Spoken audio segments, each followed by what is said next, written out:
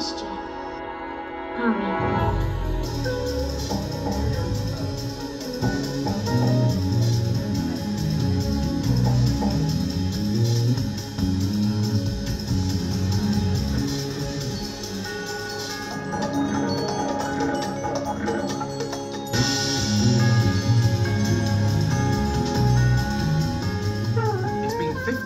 Since Coraline was released, and here we are with a combination of the crew who worked on the original puppets, and some of whom were working on Coraline puppets for the first time, bringing her build into the modern age.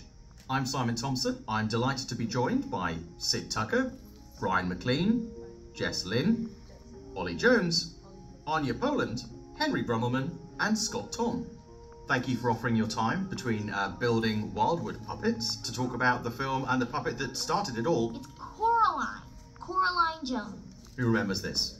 This is Coraline character design artwork. Now, when you guys look at these designs, what are the first questions and the challenges that you all, as puppet fabricators, see, and how do you begin to ideate a build? First thing, I look at that and I think, how are those knees going to bend? That's the first thing I see on her. How we're going to fit a joint in there that's going to actually operate and not collapse and be strong enough. Try and break down the visual elements and try and start imagining how they're going to move. And are we going to have to compensate for them? Are we going to have special builds for them? Yeah, there's a lot of questions there. There's a lot of panic sometimes. A lot of panic. Like you look at the knees, I look at those eyeballs and think they're huge. How are they going to fit inside the head?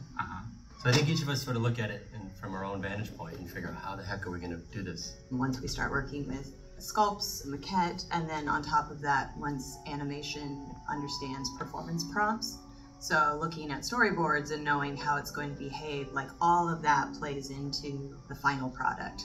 So something, maybe we lose a certain shape in that design, but we gain something for a performance element. What drives a lot of that is just the expectation. The animation that we're trying to produce has a lot more fluidity, has a lot more nuance and naturalism to it. And so that goes into everything. Our armature designs, how we engineer costumes, goes into facials. So that expectation becomes the driving force for everything. It's also really easy, I think, to forget everything about her was a conscious choice, especially in her case, she's incredibly asymmetrical. And it could be so easy to kind of be like, oh, I'm just going to shore that up, you know, kind of like lift that side or that, and forget that it was like, no, that was a choice. Design choices. That was a design choice at the time. We meant to do it like that. Yeah. It's fun. You can actually look at the armature and see that one knee is significantly higher than the other, and that's on purpose. What has changed in puppet fabrication since 2008? So one of the benefits that we all can have access on this digital model now is that we can make costume dummies, so they can start the costume much earlier in the process. But it also lets us make digital molds while everybody else is making like the armature or the costume. And the fact that this is printed makes you able to print more molds at the same time.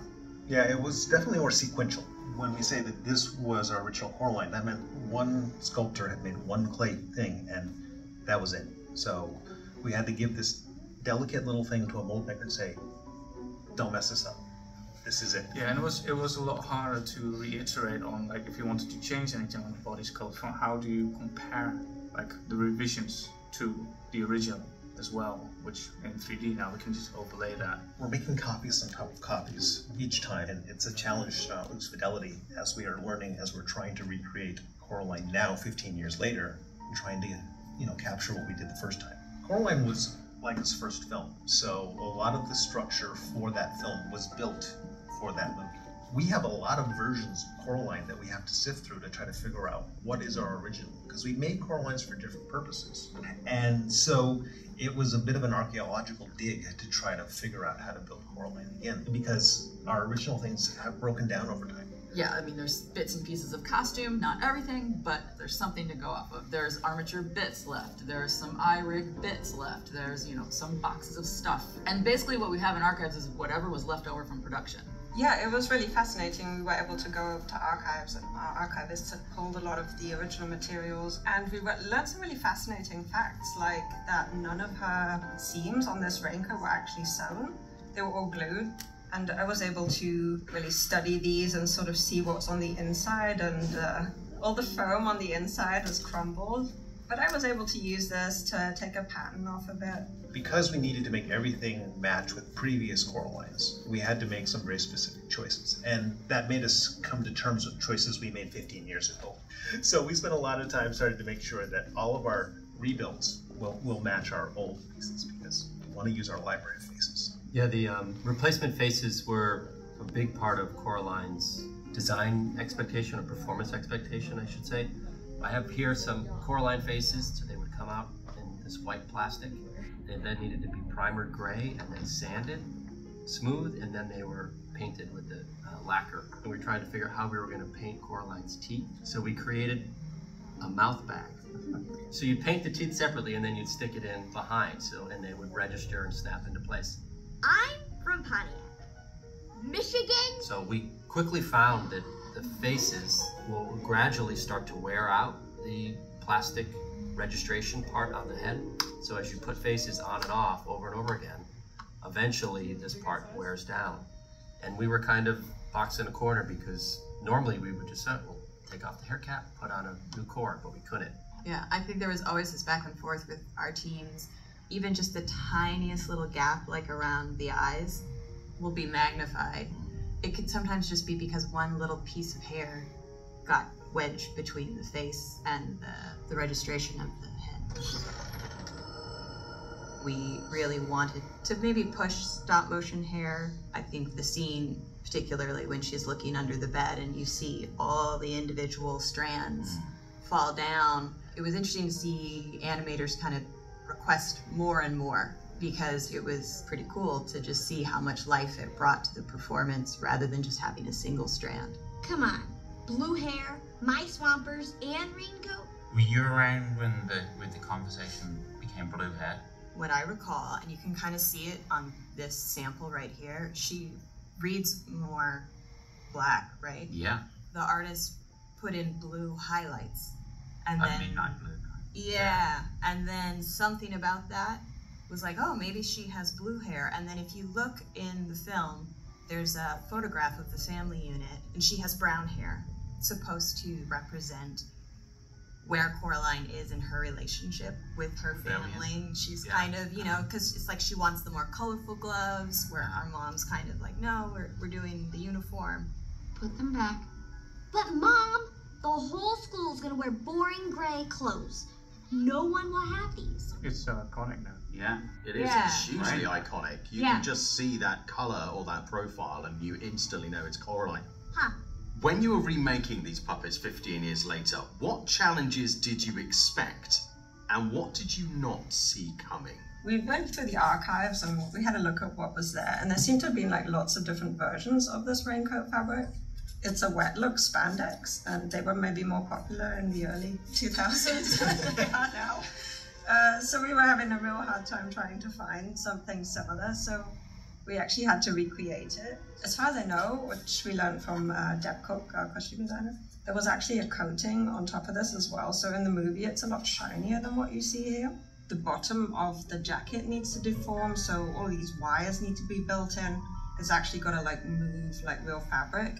And on the original Coraline, those were actually quite stiff, so I've gone with more a standard wire that the animators prefer on new movies. But I was referring back to the original Coraline, so I didn't want to change it too much.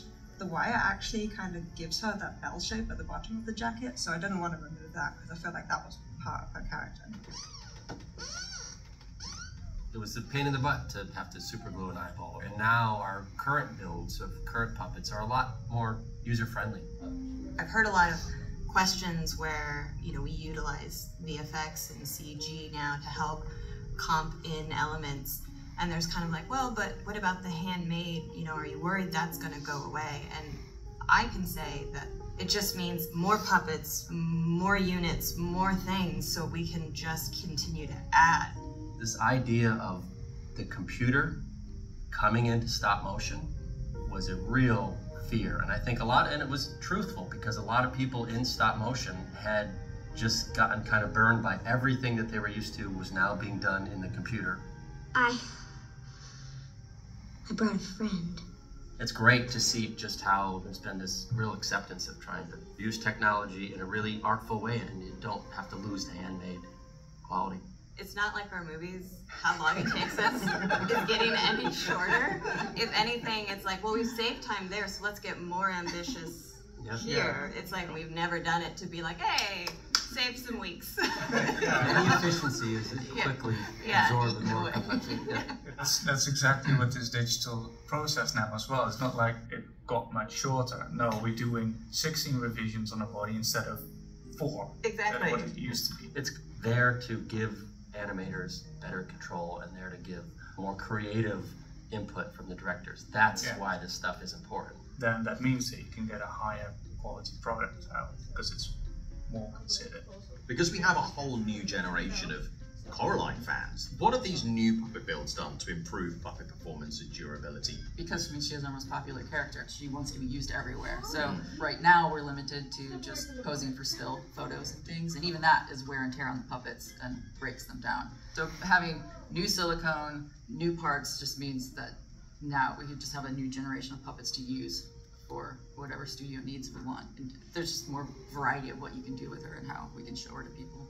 It's so thrilling to have something this special, and the fact that we're making new ones that can kind of broaden that experience for people. We're really lucky that we got this opportunity to both work with Coraline again and to just further her interaction with her audience. What this gives me is a reminder that the work we were doing 15 years ago, it was hard then, it's still hard now, and we're still pushing. Our tools are better, and we've learned a lot. We've inspired new people who can bring sort of new life to stuff we've done in the past. It's what feeds our future, is the seeds of Coraline plant.